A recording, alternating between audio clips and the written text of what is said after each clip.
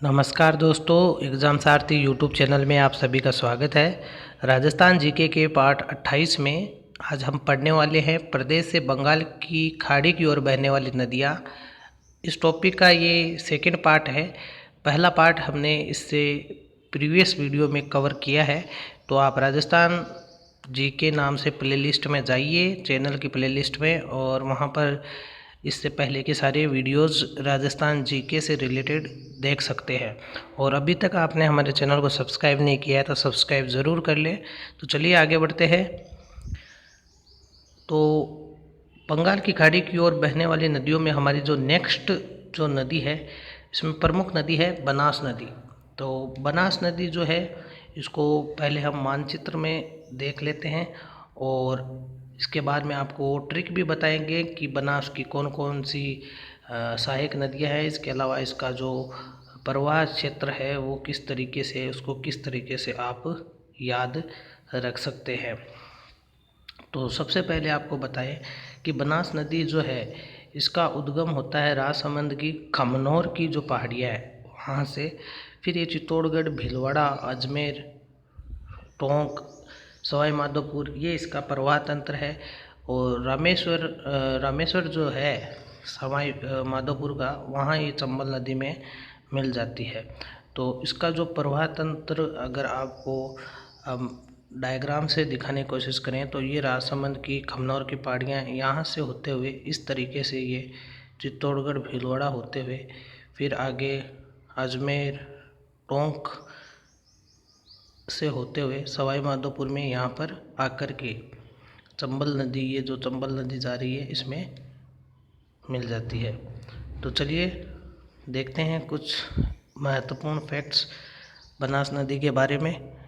तो बनास नदी, इसका उद्गम खमनौर की पहाड़ियाँ जो कि कुंभलगढ़ में स्थित है। खमनौर की पहाड़ियाँ जहाँ पर कुंभलगढ़ का किला भी स्थित है राजसमंद में, यहाँ से इसका उद्गम होता है। इसे वणासा, वशिष्ठी नदी, वन की आशा आदि नामों से जाना जाता है।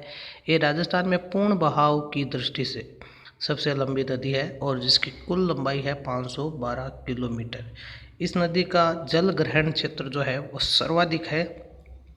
इस नदी पर 3 त्रिवेणी संगम है, यानी कि 3 जगह ऐसे पॉइंट्स आते हैं जहाँ पर 3 नदियों का जो संगम होता है उसे त्रिवेणी संगम कहते हैं। ऐसे 3 त्रिवेणी संगम इस नदी पर, यानी कि बनास नदी पर स्थित है। पहला जो है भीलवाड़ा में है, बिंगोद नामक जगह पर, जहाँ पर मेनाल, बनास और बेड़च, इन 3 नदियों का संगम होता है।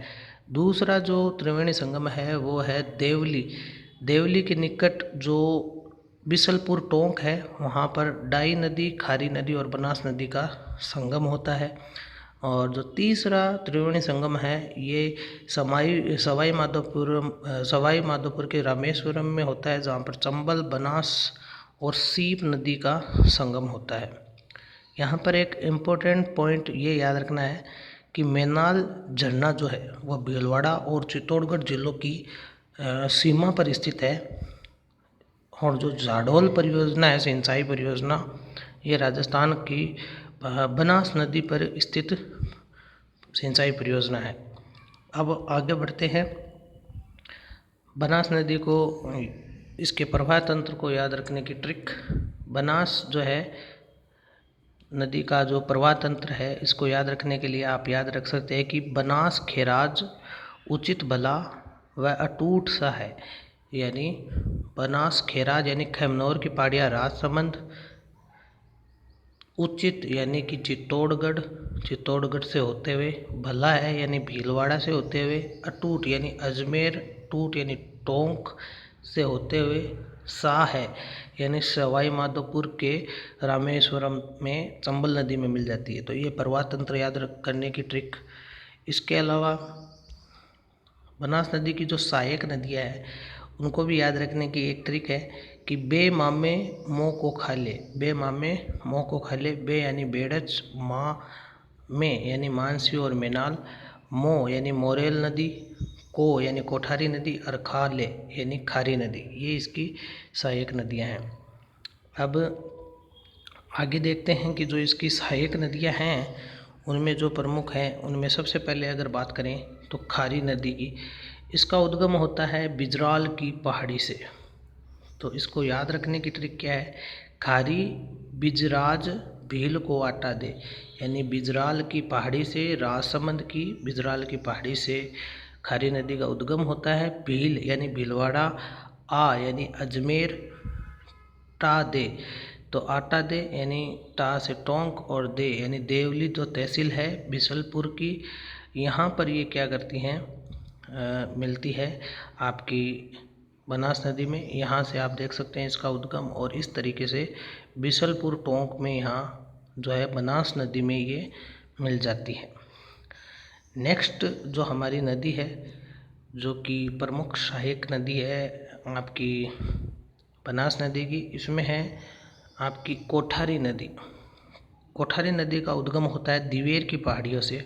इसको याद रखने की ट्रिक है कि कोटा दी मेज भी बनास में बहती है। क्या है, कोटा दी मेज भी बनास में बहती है, यानी कोटा यानी कोठारी नगरी, कोठा यानी कोठारी नदी, दी यानी दीवेर की पहाड़ी राजसमंद, और मेज यानी मेजा बांध, भी यानी भीलवाड़ा, बनास नदी यानी बनास नदी में भीलवाड़ा में जाके ये बनास नदी में मिल जाती है।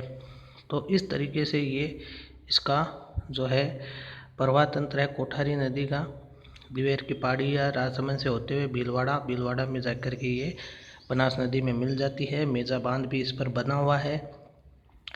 नेक्स्ट जो हमारी नदी है जो कि बनास नदी की महत्वपूर्ण सहायक नदी है, इसके अंदर है बेड़च नदी। बेड़च नदी जिसका उद्गम होता है उदयपुर से, उदयपुर से होते हुए ये फिर आप देख सकते हैं चित्तौड़गढ़, चित्तौड़गढ़ होते हुए भीलवाड़ा में जाकर के ये बनास नदी में मिल जाती है। तो बेड़च जिसे आयड़ नदी भी कहते हैं, बनास की सहायक नदी है, और इसको याद करने की ट्रिक है, आ बे गोची में बीग कर भील के पास बनास में जा, यानी आयड़ आ बे यानी आयड़ नदी, बे बेड़च जिसे आयड़ भी कहते हैं, बेड़च नदी भी कहते हैं। गोगुंदा की पहाड़ी से इसका उद्गम होता है उदयपुर की, और फिर चित्तौड़गढ़ से होते हुए भीलवाड़ा के बिंगोद में ये जो है जाकर के मिल जाती है आपकी बनास नदी में। इसके बारे में कुछ फैक्ट्स देख सकते हैं। बेड़च नदी का उद्गम गोगुंदा की पहाड़ी से होता है। इस नदी को उदय सागर झील से पहले आयड़ नदी कहते हैं और बाद में क्या कहते हैं, बेड़च नदी। इसके किनारे आहड़ सभ्यता विकसित हुई और इस नदी की कुल लंबाई 157 किलोमीटर है।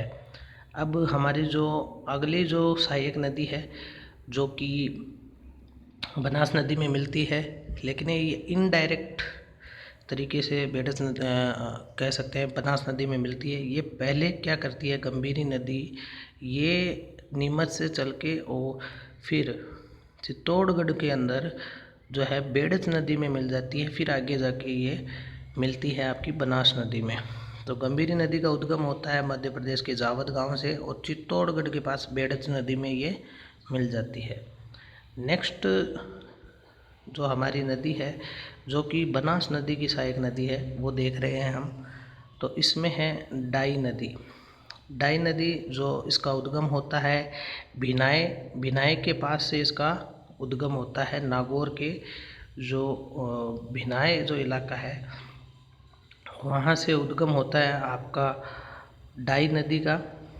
सॉरी, नागौर के नहीं, अजमेर के भिनाय से इसका उद्गम होता है और फिर ये मिलती है बूंदी टोंक का जो बिशलपुर का संगम है वहाँ पर जाकर के ये मिलती है आपकी बनास नदी में। और 3 त्रिवेणी संगम है, उनमें से एक डाई नदी भी जो है वो बनाती है बनास के साथ, क्योंकि बनास नदी पर 3 त्रिवेणी संगम है। तो उसमें से एक ये है बिशलपुर का त्रिवेणी संगम। उसके बाद में आप देखते हैं कि एक और नदी है जो कि बनास नदी में मिलती है, वह है मेनाल नदी। इसका उद्गम जो है बूंदी के, ये यहाँ पर आप देख सकते हैं, ये भी यहाँ पर भीलवाड़ा के बिगोद में जाकर के त्रिवेणी संगम बनाती है बनास नदी के साथ और बेड़च नदी के साथ मैनाल नदी, इसका उद्गम होता है बूंदी की मांडलगढ़ की जो पहाड़ियाँ है वहाँ से मैनाल नदी का उद्गम होता है। और फिर ये बिगोद में जो है बनास नदी और बेड़च के साथ मिल कर के संगम बनाती है। ये तीनों ही त्रिवेणी संगम आपको याद रखने हैं। खारी नदी, डाई नदी और बनास नदी का संगम बिसलपुर टोंक में होता है। इसके अलावा चंबल, बनास और सीप नदी का संगम सवाई माधोपुर के रामेश्वरम में होता है। मैनाल नदी, बनास नदी और बेड़च नदी का संगम भीलवाड़ा के बिंगोद में होता है। फिर ये जो आपको हमने बताया कि जो बनास नदी है आगे जाकर के फिर ये जो हमारी चंबल नदी है इसमें जाकर के सवाई माधोपुर के रामेश्वरम में मिल जाती है। तो सवाई माधोपुर के खंडार तहसील के बड़बास गांव में जो रामेश्वरम नामक स्थान पर जो है बनास नदी चंबल में मिल जाती है। तो बंगाल की ओर बहने वाली राजस्थान की जो प्रमुख नदियां हैं उनमें सभी नदियों को हमने कवर कर लिया है। अगर आपको ये वीडियो पसंद आया हो तो इसको लाइक करें, शेयर करें और हमारे चैनल को सब्सक्राइब करना ना भूलें। धन्यवाद।